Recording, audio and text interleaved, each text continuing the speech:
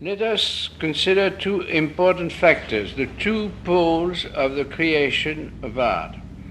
The artist on the one hand, and on the other, the spectator, who later becomes the posterity. To all appearances, the artist acts like a mediumistic being who, from the labyrinth beyond time and space, seeks his way out to a clearing. If we give the attributes of a medium to the artist, we must then deny him the state of consciousness on the aesthetic plane about what he is doing or why he is doing it. All his decisions in the artistic execution of the work rest with pure intuition and cannot be translated into a self-analysis spoken of or written or even thought out. T.S. Eliot, in his essay on tradition and individual talent, writes, "The more perfect the artist, the more completely separate in him will be the man who suffers and the mind which creates. The more perfectly will the mind digest and transmute the passions which are its material." Millions of artists create.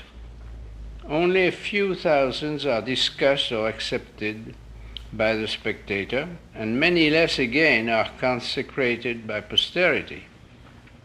In the last analysis, the artist may shout from all the rooftops that he is a genius. He will have to wait for the verdict of the spectator in order that his declarations take a social value, and that finally posterity includes him in the primers of artist history. I know that this statement will not meet with the approval of many artists who refuse this mediumistic role and insist on the validity of their awareness in the creative act, yet art history has consistently decided upon the virtues of a work of art through considerations completely divorced from the rationalized explanation of the artist. If the artist, as a human being, full of the best intentions toward himself and the whole world, plays no role at all in the judgment of his own work, how can one describe the phenomenon which prompts the spectator to react critically to the work of art? In other words, how does this reaction come about? This phenomenon is comparable to a transference from the artist to the spectator in the form of an aesthetic osmosis taking place through the inert matter, such as pigment, piano, or marble. But before we go further, I want to clarify our understanding of the word art, to be sure, without any attempt at a definition. What I have in mind is that art may be bad, good, or indifferent, but whatever adjective is used, we must call it art. And bad art is still art, in the same way that a bad emotion is still an emotion.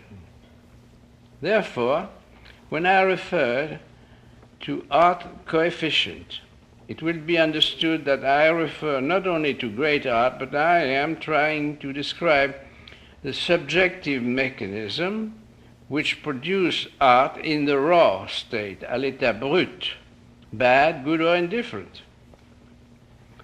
In the creative act, the artist goes from intention to realization through a chain of totally subjective reactions.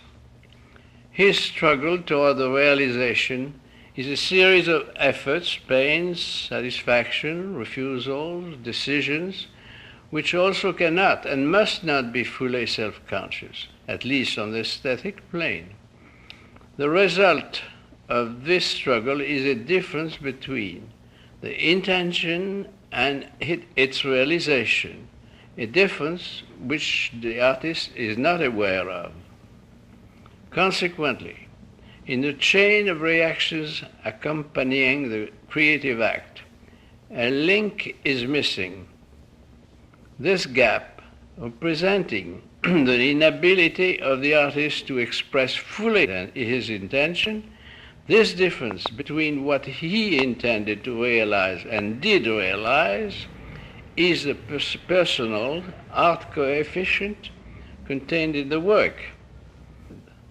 In other words, the personal art coefficient is like an arithmetical relation between the unexpressed but intended and the unintentionally expressed.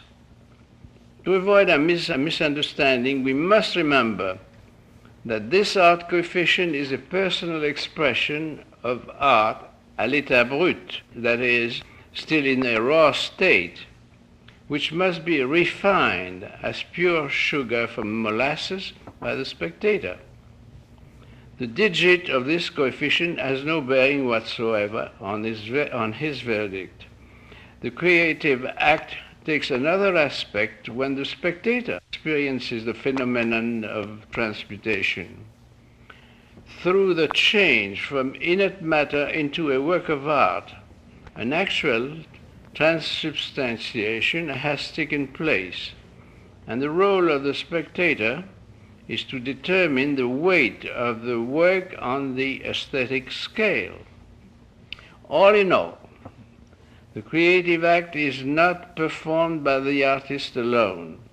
The spectator brings the work in contact with the external world by deciphering and interpreting its inner qualification, and thus adds his contribution to the creative act. This becomes even more obvious when posterity gives a final verdict and sometimes rehabilitates forgotten artists.